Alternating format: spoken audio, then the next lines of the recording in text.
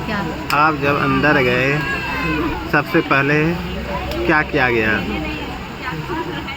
हम जब अंदर गए तो सबसे पहले रजिस्ट्रेशन नंबर दिया गया।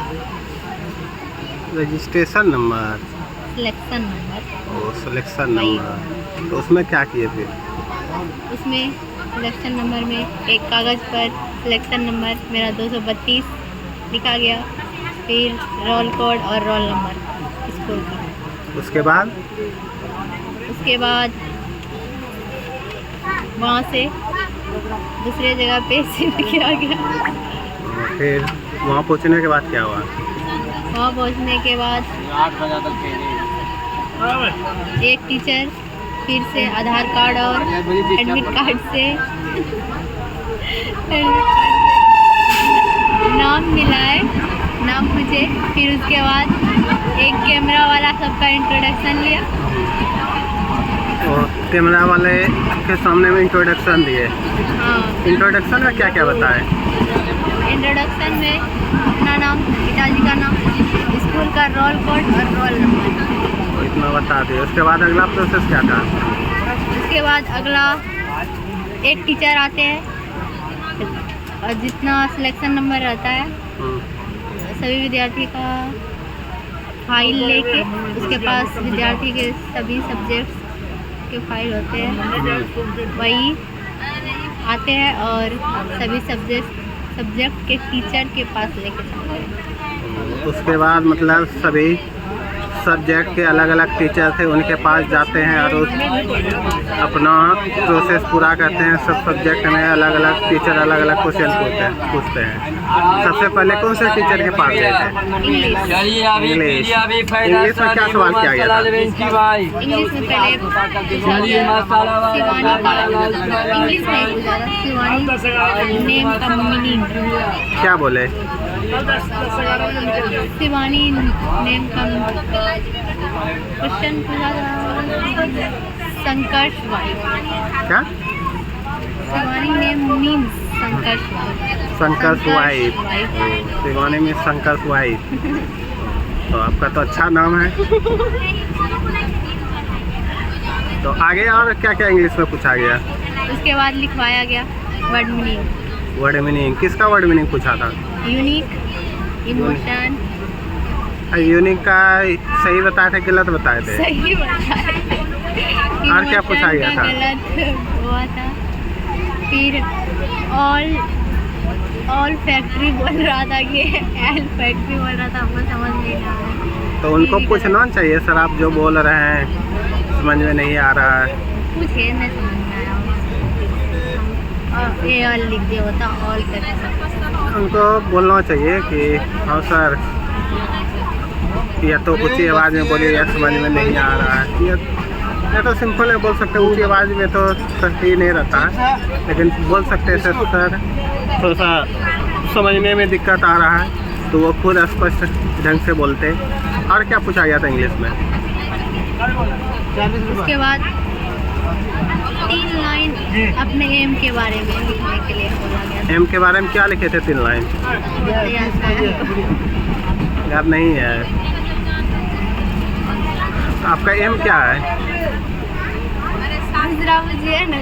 नहीं, क्वेश्चन से बचिए मत, आप खुल के बोलिए, क्योंकि आपको एम के पीछे ही लगना है और एम को हमेशा गर्व के साथ बोलना भी है और उसके पीछे लगना भी है। आप जब बोलिएगा तो आप में एक जुनून रहेगा, हाँ हम ये बोल दिए हैं, उस कदम को अच्छे से उठाना भी है और अच्छे से वो करना भी है। इसीलिए एम को बोलने में कभी घबराइए मत। बताइए आपका एम क्या है?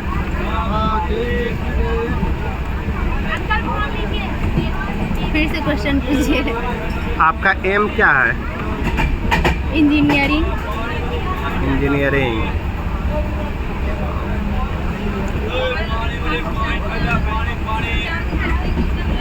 और इंग्लिश में और कुछ पूछा गया था? नहीं, बस इतना ही। हैंड राइटिंग मैच किया। पानी पानी पानी पानी, ठंडा ठंडा पानी। बाकी इंग्लिश में कुछ नहीं पूछा गया। इंग्लिश के बाद कौन से सब्जेक्ट किसके टीचर के पास गए? हिंदी। हिंदी में क्या क्या पूछा गया?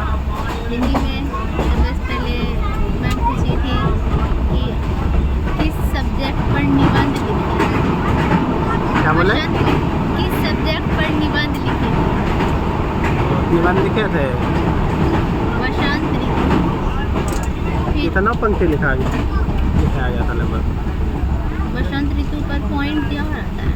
तो पॉइंट दिया हुआ था एग्जाम की तरह? एग्जाम नहीं वहाँ तो लिखवाई, सिर्फ 4-5 लाइन लिखवाई, 4-5 लाइन लिखवाई, फिर हैंड राइटिंग मैच की और पॉइंट देखे कि जो जो लिखा हुआ है उसमें वो लिखी है। और एक क्वेश्चन पूछी थी, सिर से पैर तक को क्या कहा जाता है? सिर से पैर तक को क्या कहा जाता है? हमको भी पता नहीं था, मैंने बताई। फिर अपाद मस्तक। पाद मस्तक। अपाद मस्तक। फिर पूछी पाद थी मस्तक तो पाद से मस्तिष्क तक हुआ। अपाद मस्तक। वो पाद मस्तक सब होता है, ऐसा पता नहीं। फिर पूछी थी घी के दिए जलाना महावीर का अर्थ। तो खुशियाँ मनाना। हाँ। फिर उसके बाद पूछी थी विष के दांत कहानी के लेखक कौन है? नरेंद्रलोचन शर्मा। फिर पूछी गाड़ी की कीमत क्या थी? 7,500। फिर सेन साहब की बेटी का नाम पूछी थी, क्या था? सीमा रजनी आदर्श खालियार थी। उसके बाद पूछी थी वो कैसी थी? सुशील। फिर पूछी थी उसका बेटा कैसा था? मैंने बदमाश था। बदमाश था। मैं बोली उड़चुल्ली करता था।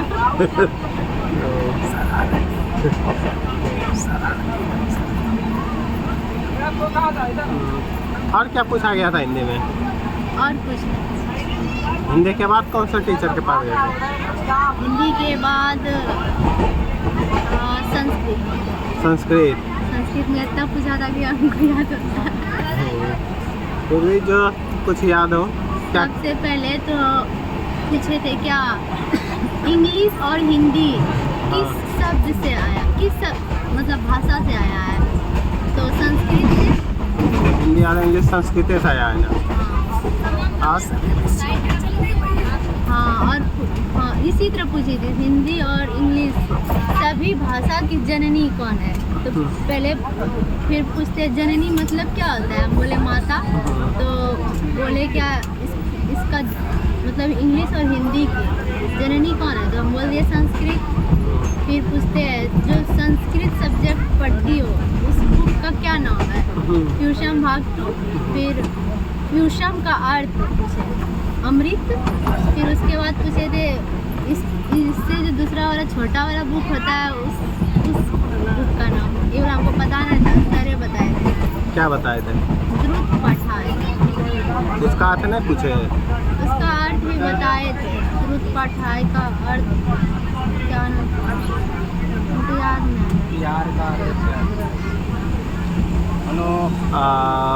और कुछ पूछे थे संस्कृत में? हाँ। क्या? उसके बाद पूछे थे संस्कृत भाषा महत्व के विषय में किस पाठ में चर्चा की गई थी? संस्कृत साहित्य लेखिका में। और संस्कृत साहित्य लेखिका में उससे पूछी। फिर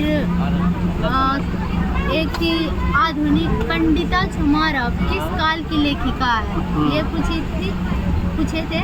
तो वो हम किस बोले काल के थे? आधुनिक काल के। इसमें पूछे थे पंडिता छमारव ने किसके बारे में लिखा था? तो अपने पिता शंकर पांडुरंग के जीवन चरित्र के बारे में। फिर पूछे थे कि ये किससे प्रभावित थे? गांधी दर्शन से। उसके बाद इस पाठ में सबसे कुशल सबसे लेखिका अच्छी लेखिका कौन? विजयांका थी। तो विजयांका को किसकी उपाधि दी गई है? शरद शुक्ला सरस्वती की किसने दी थी? दंडी ने। फिर विजयांका की तुलना किससे की गई है? ये पूछे तो नीले रंग के कमल की पंखुड़ियों के समान। तो ये बता दिया ना। तो सर बोलते हैं कि कहाँ से आई हो? हम बोलते हैं भागलपुर से। तो बोलते हैं क्या नीले रंग के कमल की पंखुड़ी देखी हो? बोले नहीं। ये नहीं मुझे, हम बोल दिए नहीं देखे हैं। तो फिर पूछने लगते हैं कि भागलपुर किसके लिए प्रसिद्ध है, हम बोलते हैं सिल्क सिटी। तो पूछते क्या वहाँ के सिल्क का कपड़ा सस्ता मिलता है, हम बोले हमको ना पता। बोलना चाहिए क्वालिटी मिलता है या सिल्क का काम। हम बोले क्या उसकी क्वालिटी अच्छी होती है, हम ये बोले थे। तो इसी से घुमा के फिर पूछे क्या ये अंग देश जो है, तो हम बोले मुंगेर और भागलपुर दोनों को अंग देश कहते हैं। तो इसका राजा कौन था? कर्ण। फिर कर्ण को राजा किसने बनाया था? तो हम बोल रहे थे कौरव पक्ष से ही था, तो वो आंसर बता दिया था दुर्योधन ने, वही बता दिया था सर। ये पूछे फिर अब इतना पूछे क्वेश्चन आंसर पे गए थे। क्वेश्चन आंसर पे पूछे हमको क्या कि ये विवाह संस्कार में कितने कर्मकांड है, हम कितने कर्मकांड है ये ना बताए थे कि नॉर्मली 7 है। हम जानते ना थे कि 7 है, तो हम ना सिर्फ उसका नाम बता दिए, वागदान, अग्नि स्थापन, ये सब बता दिए। तो सर ये बताते तुम लिखी तो है 7 गो तो ही है। फिर पूछे थे कि वाक्य, वो इससे पूछे थे वाक्य अनुवाद से कि सर्पात विभेति में कौन सी विभक्ति है? तो हम बोलते हैं पंचमी बोलते हैं। इसमें सूत्र पूछे थे कि ये किस सूत्र से लिया गया है? तो ये था भयात, इसी तरह नाम था भयात, सरे बता दिए थे, हम गलती थोड़ा सा बोल दिए थे नाम में, सरे बता दिए थे। फिर ये पूछे अब दूसरा कवियों में कालिदास श्रेष्ठ है, कवि सु कालिदास श्रेष्ठ अस्ति। तो हम इसमें सप्तमी विभक्ति लगाए थे, तो हम बोले सप्तमी विभक्ति है इसमें। तो सर बोलते हैं इसमें षष्ठी और सप्तमी दोनों लगता है, इसका सूत्र बताओ। हम बोले हमको सर इसके बारे में जानकारी नहीं है, तो सर छोड़ दिए, कोई बात नहीं। फिर दूसरा पूछने लगे वो उच्चारण स्थान आपको विसर्जनम कंठ, ये वाला हमको लिखवाए थे। तो इसका मतलब से कवर्ग और हो, फिर उसके बाद विसर्ग, इसका उच्चारण कंठ से होता है। इतना सा लिखवाए थे। आज संस्कृत में कुछ पूछे थे? संस्कृत में आपको याद नहीं आ रहा? संस्कृत के बाद कौन से सब्जेक्ट के पास है? संस्कृत के बाद साइंस में क्या क्या पूछा गया? साइंस में पूछे तो नहीं थे ज़्यादा। साइंस में हमको बोले थे कॉन्वेक्स लेंस का सभी प्रतिबिंब बनाए। कॉन्वेक्स का हिंदी क्या होता है? टल लेंस। तो हम 4 को ही बनाए थे ना, तो सर बोले 2, अब देखते हैं क्या क्या बनाइए। चारों सही हुआ था। फिर उसके बाद बगल वाली मैम थी, वही हमको पूछी विभवांतर का लिखने के लिए परिभाषा। तो हम विभवांतर का लिख दिए, लेकिन एग्ज़ाम में हम लिखे थे दूसरा परिभाषा और लिखे दूसरा परिभाषा। तो पता नहीं सर इधर कुछ बोले होंगे, खाली हैंड राइटिंग मिला है, देखे क्या हैंड राइटिंग मिल गया तो फिर चेक कर दिए। या तो भाषाओं में अलग अलग हो सकता है। हाँ, तो सर बोले हमें कॉन्सेप्ट से। हाँ, उसमें मेन होता है कि साइंस में कंसेप्ट होता है। और साइंस में कुछ पूछे थे? और ओम का लॉ पूछे, मतलब कि ओम का लॉ क्या है? तो बोले थे यदि ताप का मान अचर रहे तो चालक में प्रवाहित विद्युत धारा विभवांतर के समानुपाती होता है। ये वाली है। फिर उसके बाद तो कुछ नहीं पूछे थे। साइंस में कुछ नहीं पूछे? पूछे थे क्या वो एमीटर, विद्युत धारा किससे मापा जाता है? एमीटर से। विद्युत धारा का मात्रा क्या होता है? एम्पियर।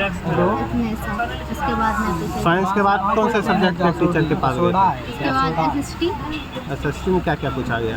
एसएसटी में सिर्फ हमको लिखवाए थे गिरमिटिया मजदूर किसे कहते हैं। क्या? गिरमिटिया मजदूर किसे कहते हैं? गिरमिटिया। हाँ, मतलब हम ये वाला एग्जाम में नहीं बनाए थे, तो सर हमसे पूछे कि आता है ना तुमको, आता है ना? बोले हाँ सर हमको आता है, तो लिख देंगे। हम लिखवाए थे? हाँ, इधर लिखे थे, गिरमिटिया मजदूर लिखवाए थे। उसके बाद रेटिंग मैच किए। उसके बाद मुद्रा का परिभाषा पूछे। मुद्रा क्या है? मुद्रा बोल दिए मुद्रा विनिमय का माध्यम, मापन, संचय या विलंबित भुगतान का मान है। फिर वही मुद्रा के आविष्कार से क्या क्या लाभ हुआ, तो हम बोले थे मुद्रा के आविष्कार के कारण वस्तु विनिमय प्रणाली की समस्या खत्म हो गई। पहले व्यक्ति एक व्यक्ति जब वस्तु विनिमय प्रणाली में कठिनाई होती थी कि एक व्यक्ति की इस तरह से नहीं बोले थे, दूसरी तरह से बोले थे, हमको याद नहीं है, लेकिन उस समय जो बोले थे ना वही बोले थे। हाँ, वो तो अलग अलग समय पे बोले थे। उसके बाद ये भी बोले थे कि इन्होंने तो थोड़ा माध्यम आसान कर दिया, प्लस इससे किसी भी चीज़ का मूल्य लगाना आसान हो गया और सही मूल्य लगने लगा। मुद्रा से वस्तु को बेचकर मुद्रा प्राप्त किया जा सकता है और उस मुद्रा से दूसरी वस्तु खरीदे, ये सब बोले थे। इसके अलावा और क्या पूछा गया था? उसके बाद इसमें कुछ नहीं पूछा। सोशल साइंस के बाद कौन से टीचर के पास गए थे? मैथ में क्या पूछा गया? मैथ में समांतर श्रेणी किसे समांतर श्रेणी कैसे पहचानेंगे? तो दो पदों के बीच जब समान अंतर होता है तो समांतर। ये फिर पूछा डी का फॉर्मूला, तो A2 - A1। फिर हमको समांतर श्रेणी लिखवाया 2, 4, 6, 8 से 20 तक। आसन का फॉर्मूला लिखवा दिया था, पहले बोला आसन का फॉर्मूला लिखो, फिर क्वेश्चन दे दिया, अब बोलता है आसन निकालो। AN दिया था 20, AN से N निकाले, N निकाल के फिर आसन निकाले। फिर उसके बाद क्वेश्चन से दिए थे क्वेश्चन बनाने। मैथ के क्वेश्चन ऐसे दिया गया। समकोण त्रिभुज की परिमिति 40 सेंटीमीटर, कर्ण 17। फिर दिए थे दो भुजाओं का अंतर 7। तो उसमें से तीनों को x, y, z मान के परिमिति x + y + z = 40। फिर कर्ण z = 17। फिर x - y = 7। x - y = 7। फिर इसमें z का मान बैठा के x प्लस का समीकरण निकाले। फिर x - y = 7 समीकरण निकाल के दोनों हल कर दिया, x y का मान आ गया, चेक हो गया, हैंडराइटिंग मैच हो गया, सब सही हो गया। मैथ के बाद सब खत्म हो गया। मैथ के बाद सभी सब्जेक्ट खत्म हो गया। मैथ के बाद अब मैथ खत्म हो गया, इंग्लिश तो मैथ हो गया, सोशल साइंस, हिंदी, संस्कृत।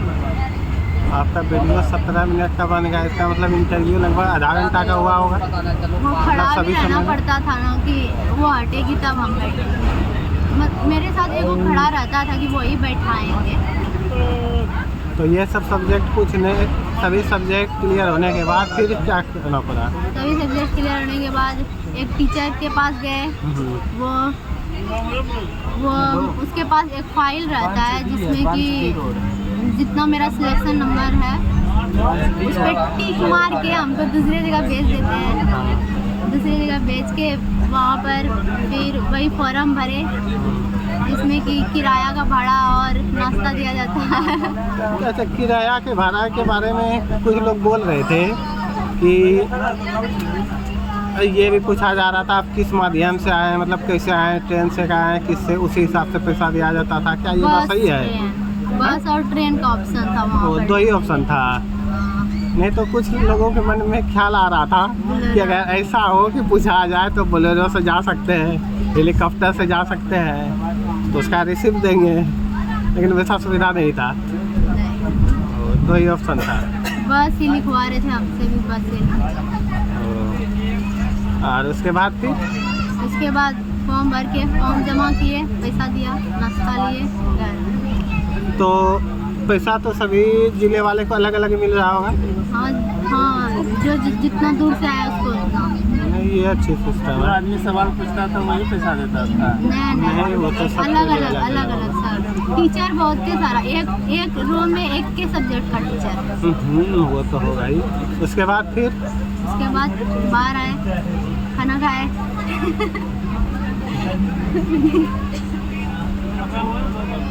ये चलता नहीं है।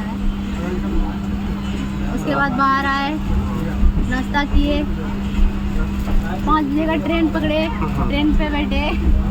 चलिए अब आपसे कुछ जनरल क्वेश्चन करते हैं। आप बंद कीजिए। आप कितना कॉन्फिडेंस से जवाब दे सकते हैं?